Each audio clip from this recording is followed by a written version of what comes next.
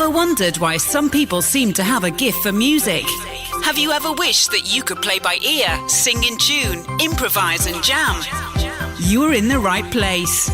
Time to turn those wishes into reality. Welcome to the Musicality Podcast with your host, Christopher Sutton. I've got something special and a bit different for you today. Recently, we had David Andrew Weeb from Music Entrepreneur HQ come in to Musical U to present a masterclass on the topic of entrepreneurial essentials for musicians. And he covered some really fantastic stuff around mindset and following through on projects, motivation, and in short, how to really be as effective as possible in your musical life. Today I wanted to share a particularly great section of that presentation where David was talking about taking a long-term mindset to music and the importance of nurturing your love of music itself. It's a bit that really stuck with me, and although there were a bunch of really great lessons before and after this bit of the presentation, I think it also stands alone okay, and you'll be able to really get something from it. Fittingly, you might need to take a long-term mindset because this may not be something that knocks your socks off immediately, but let it sit with you, and over the next few days, I think you'll really start to see some of the wisdom that's packed into this short section. Adopting a long-term mindset.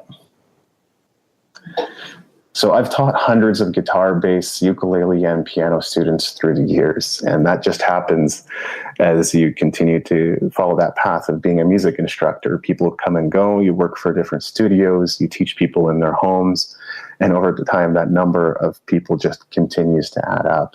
So it's been hundreds of students to this point. So the difference between someone who stuck with it, and this is what I've noticed, and improved versus someone who rarely practiced and didn't improve was a love of music. So that's not something I can foster in you. It wasn't something I was able to foster in any of my students. They had to foster it within themselves. So here's a little challenge. If you can't list your favorite artists and bands off the top of your head, you might be in trouble. You may not be as passionate or have as much of a love of music that you need to be able to improve on your instrument. And so what I would do is I would develop a genuine interest in music and begin to follow your impulses, get a magazine subscription or join an online community or begin reading about the artists that kind of fascinate you and pique your interest. This is exactly what I did. So for instance, when I first started playing guitar, I was listening to quite a bit of rap and hip-hop music. And one of my favorite groups at the time was the Beastie Boys. And you might know Adam Yauch or MCA. He talked about how he'd become obsessed with Jimi Hendrix at different points in his career. And I found that intriguing. So it wasn't long before I started listening to Jimi Hendrix and then learning his songs on guitar. Now, none of that would have happened if I didn't pick up the guitar to begin with and I didn't have a teacher kind of helping me along and showing me how to play guitar. But as I began to follow that track, I started developing a love for classic rock and rock music in general. And of course, the blues, too, was pretty significant because, in a way, Jimi Hendrix was kind of a blues player. Depends who you ask. Some people say he was more rock or funkadelia or psychedelia or what have you. But that was definitely at the core of his playing was blues. So I started going down that path as well.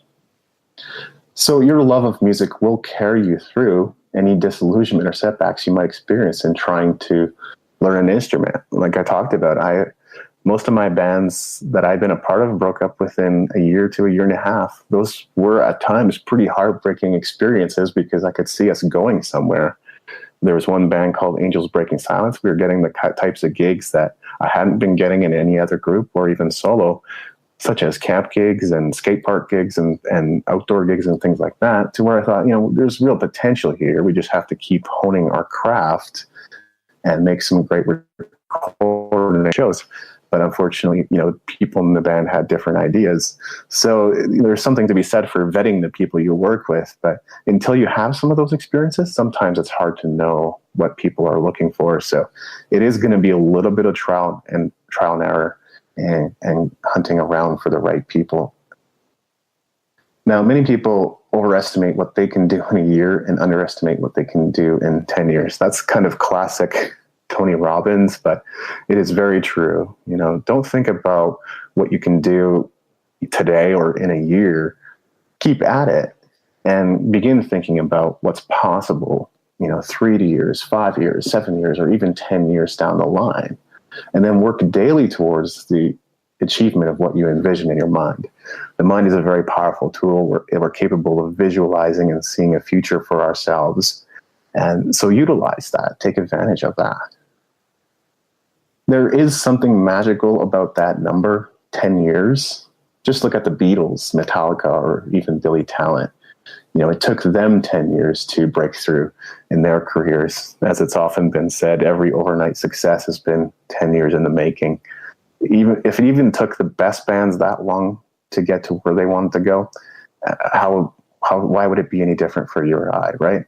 So no matter what it is you're looking to accomplish, and you don't need to aspire to be the Beatles or Metallica or Billy Talent, you can aspire at whatever level that you want your career to be, or even just learning an instrument at whatever level. But think about what feels good tomorrow, not just today. And that helps you make long-term decisions around that.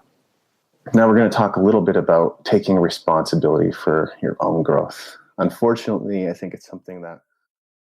I hope you enjoyed that short excerpt from our Musical You Masterclass with David Andrew Wiebe. Now, if you're wanting more of David's insights, please check out his website, musicentrepreneurhq.com. Of course, if you're a member of Musical You, you'll find the full masterclass video waiting for you inside the members' website.